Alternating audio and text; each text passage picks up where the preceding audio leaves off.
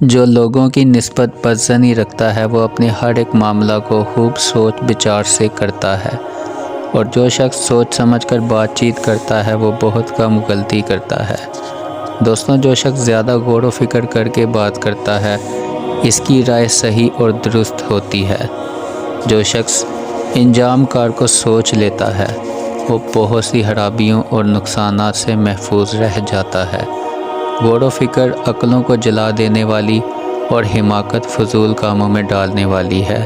سوچ سے بات کہنا لغزش اور غلطی سے محفوظ رکھتا ہے۔ غور و فکر کرنے سے آدمی کو حق اور کامیابی کی راہیں نظر آتی ہیں اور مشکلات حل ہو جاتی ہیں۔ غور کا انجام کامیابی اور غفلت کا نتیجہ محرومی ہے۔ نصیحت دوسرے کے حال پر غور کرنے سے حاصل ہوتی ہے۔ غور سے عقل کی روشنی بڑھتی ہے اور جسم روح کی قید ہے۔ عمل سے قبل تدبیر اور سوچ کرنا ندامت سے بچنا ہے۔ کام کی درستی سوچ بچار کا نتیجہ ہے، اور غریب وہ ہے جس کا کوئی دوست نہ ہو۔ انجام بینی سوچ سے حاصل ہوتی ہے اور سوچ فکر سے۔ اگر تو غور و فکر کرے تو ہر دن سے تجھے عبرت حاصل ہو سکتی ہے۔ آدمی کا غور و فکر ایک آئینے کی مثال ہے کہ اس میں اسے اپنے اعمال کا حسن و قبیح نظر آتا ہے۔ انسان کی حالت دیکھ کر تعجب کر کہ یہ چربی کے ساتھ دکھتا، گوشت کے ذریعے بولتا، ہڈی کے ذریعے سنتا اور سوراخ سے سانس لیتا ہے۔ گناہ کرتے وقت یہ سوچ لو کہ اس کی لذت تو تھوڑی دیر کے لیے ہے جو جلد ختم ہو جائے گی، لیکن اس کی سزا ہمیشہ باقی رہے گی۔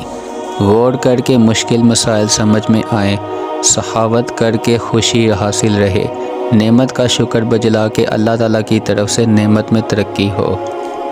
جس میں فکر کی عادت نہیں، سوچ بچار اس کے لیے کوئی بصیرت نہیں۔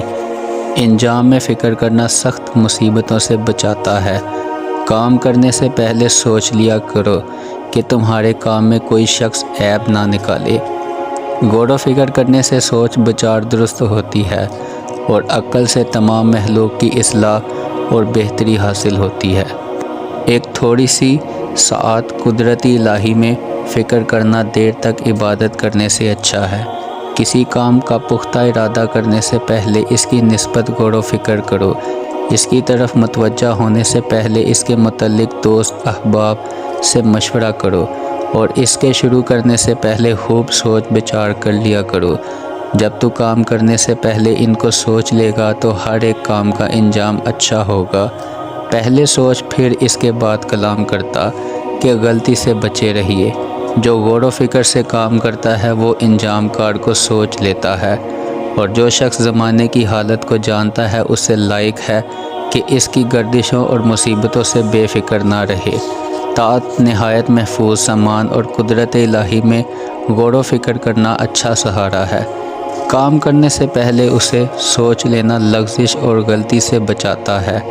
رائے کی درستی غور و فکر کرنے سے حاصل ہوتی ہے، اور مکان بنانے سے پہلے پڑوسی کا حال معلوم کر لیا کرو۔ جو شخص بھی سوچ سمجھ کر کام کرتا ہے وہ ذلت نہیں اٹھاتا، اور جو شخص صبر کرتا ہے وہ ناکام نہیں ہوتا اور خسارہ نہیں پاتا۔ غور و فکر کرنے سے بصیرت پیدا اور عبرت حاصل ہوتی ہے۔ آہستگی اور سوچ بچار سے کام کرنے کو لازم پکڑیے کہ ایسے شخص کی رائے اکثر صحیح اور اس کے کام ٹھیک ہوتے ہیں۔ علم کے سوا دوسری باتوں میں غور و فکر کرنا فضول بات ہے۔ خبردار، جو شخص انجام کار میں غور کیے بغیر کاروبار کرنے لگ جاتا ہے وہ مصائب کو اپنے ہاتھ سے سر پر اٹھا لیتا ہے۔ دیر تک غور و فکر کرنا انجام کو سنوارتا ہے۔ کام کرنے سے پہلے سوچ لیا کرو کہ غلطی سے بچے رہیے۔ بصیرت حاصل کرنے کا سر غور و فکر اور علم کا سر حلم و بردباری ہے۔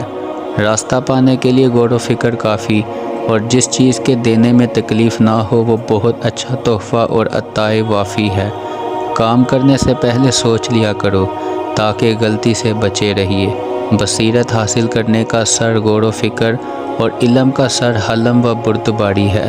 جو شخص اپنے پڑھے ہوئے علوم میں خوب غور و فکر کرتا ہے تو اس کا علم مضبوط ہو جاتا ہے، اور اسے وہ مسائل سمجھ میں آ جاتے ہیں جن کو پہلے نہ سمجھتا تھا۔ جو چیز نہ دیکھی جائے اور اس تک فکر کی رسائی نہ ہو سکے اس میں غور و فکر نہ کرو۔ ہر ایک بات کی نسبت یہ کوشش نہ کرو کہ اسے اپنی آنکھوں سے دیکھ لیں گے، بلکہ بعض امور ایسے بھی ہیں کہ ان میں صرف سماع کافی ہے، اور جو چیزیں دور اور پوشیدہ ہیں ان کے حال ہی معلوم کر لینے کافی ہیں۔ جو شخص سلامتی چاہتا ہے اسے لازم ہے کہ فکر اختیار کرے۔ جو علمی مضامین کے حل کرنے یا سوچنے کے لیے الگ بیٹھتا ہے اسے تنہائی میں وحشت نہیں ہوتی۔ ہمیشہ غور و فکر اور ہوشیاری سے کام کرنا لغزش اور غلطی سے بچاتا ہے اور مصائب اور آفات سے چھڑاتا ہے۔ عقل اور دانائی یہ ہے کہ انسان انجام کار میں غور و فکر کرے اور اللہ تعالیٰ کی تقدیر پر راضی رہے۔ جو شخص سوچ سمجھ کر جواب دیتا ہے وہ اکثر صحیح جواب بیان کرتا ہے، اور جو کام کرنے سے پہلے سوچ لیتا ہے وہ اکثر ٹھیک کام کرتا ہے۔ جو شخص عذر بیان کرنے والے کو سزا دیتا ہے وہ نہایت برا کرتا ہے۔ سب سے بڑا گناہ عذر کو قبول نہ کرنا ہے، اور بدترین عذر یہ ہے کہ انسان برائی کے جواز کا طرفدار ہو۔ جو شخص گناہ کا عذر پیش کرتا ہے گویا وہ گناہ کرتا ہی نہیں۔ عذر پیش کرنے کے برابر کوئی سفارشی کامیاب نہیں، اور اقرار گناہ سے بڑھ کر عذر بیان کرنے کی کوئی عمدہ صورت اور نہیں ہے۔